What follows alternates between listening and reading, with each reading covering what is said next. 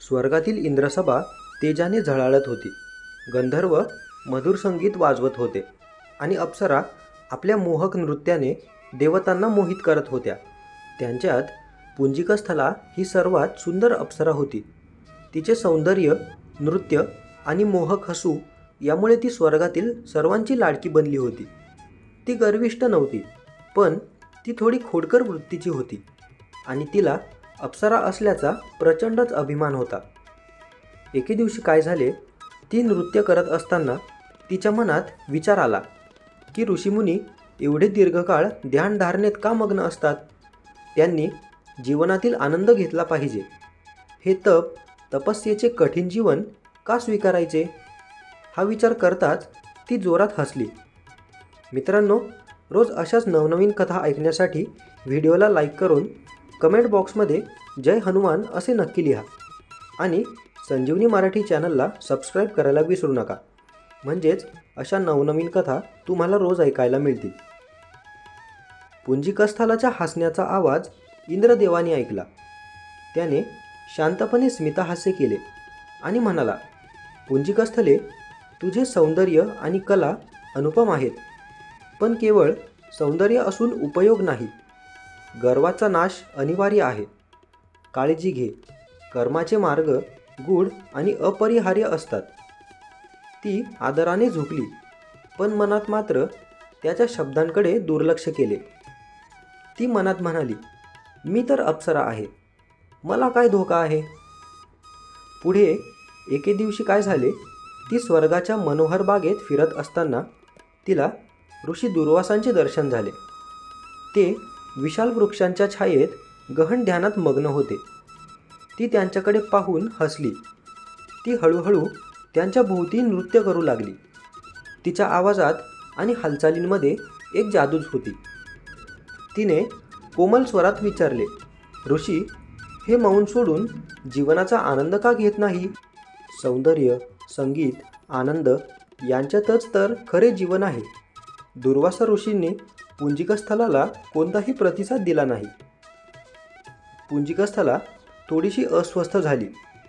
कोणताही पुरुष माझ्या मोहाला कसा बळी पडत नाही असा विचार करून ती अधिक जवळ गेली आणि तिने त्यांच्या खांद्याला हात लावला. क्षणात दुर्वासा ऋषी यांनी डोळे उघडले. त्यांचे तेजस्वी स्वरूप पाहून सारा स्वर्ग थरथर कापला. त्यांनी क्रोधात येऊन पुंजिकस्थलाला शाप दिला.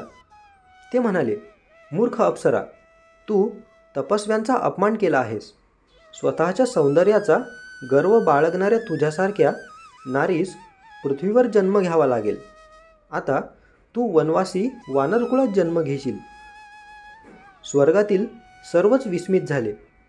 पुंजिकस्थला हादरली. ती त्यांच्या शरण आली आणि म्हणाली, ऋषी, कृपा करा, माझा हेतू हा वाईट नव्हता, मला क्षमा करावी.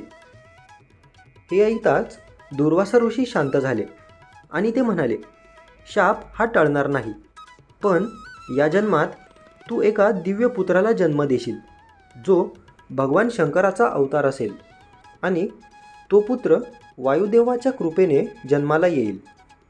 तो पृथ्वीतलावर महान भक्त आणि योद्धासुद्धा होईल. त्याच्या नावाने तुझे नाव अजरामर होईल. क्षणात पुंजिकस्थलाचा तेजस्वी देह नष्ट होऊ लागला. तिची नाजूक काया एका बलशाली वानरीच्या रूपात बदलू लागली. ती जोरात किंचाळली, पण कोणीही तिला थांबवू शकले नाही. ती पृथ्वीवर कोसळली आणि एका घनदाट जंगलात पडली. आता ती पुंजिकस्थला नव्हती, ती वानर कुळातील अंजनी झाली होती. सुरुवातीला तिला हे जीवन एक शिक्षा वाटत होते, परंतु काळानुसार तिला या जीवनाची सवय झाली. तिने निसर्गाशी संवाद साधला, प्राण्यांचे जगणे समजून घेतले आणि स्वतःतील गर्व हळूहळू विसरली. तिने भगवान शंकरांना प्रसन्न करण्यासाठी वर्षानुवर्षे कठोर तपस्या केली आणि त्या रात्री तिची तपश्चर्या फळ देणार होती. तेव्हा अचानक आकाशात एक प्रकाश किरण उमटला. संपूर्ण अरण्य त्या प्रकाशाने उजळून गेले. वातावरण सुगंधित झालं. मंद स्वरात मंदिरातून घंटानाद ऐकू येऊ लागले. अंजनीने डोळे उघडले आणि तिला समोर एक दिव्य रूप दिसलं. स्वतः भगवान शंकर तिच्यासमोर उभे होते. भगवान शंकर तिला म्हणाले, अंजनी, तुझी भक्ती अढळ आहे. तुझे तप पूर्ण झाले आहे. आता तुझ्या उदरातून एक महान शक्ती पृथ्वीवर प्रकट होईल. हा पुत्र केवळ तुझ्यासाठीच नव्हे तर संपूर्ण विश्वासाठी एक वरदान ठरेल. अंजनीने नतमस्तक होऊन भगवान शंकरांचे चरण स्पर्श केले. तिच्या डोळ्यातून आनंदाश्रूच वाहू लागले.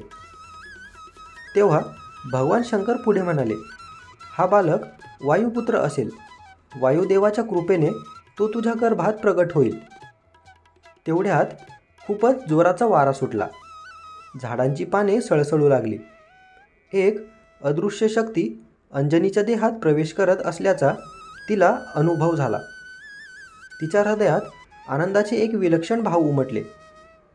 तिने डोळे मिटले आणि त्या दैवी क्षणाचा स्वीकारसुद्धा केला. त्या दिवसापासून पुढे अंजनीच्या शरीरात हळूहळू परिवर्तन घडू लागले.